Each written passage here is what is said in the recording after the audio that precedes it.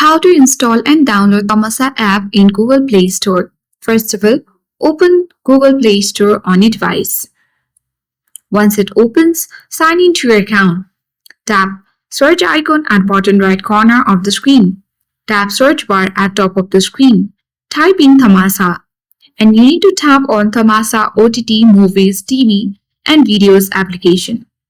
So tap on install button and you have to wait for a while until the application gets loaded and downloaded on your device.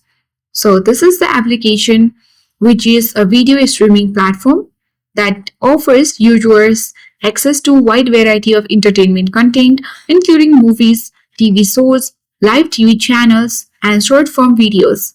It is designed to cater to users who enjoy on-demand video content as well as live broadcast. So once it downloads and install, tap on open button and use the application. That's it. I hope this video worked. Thank you for watching.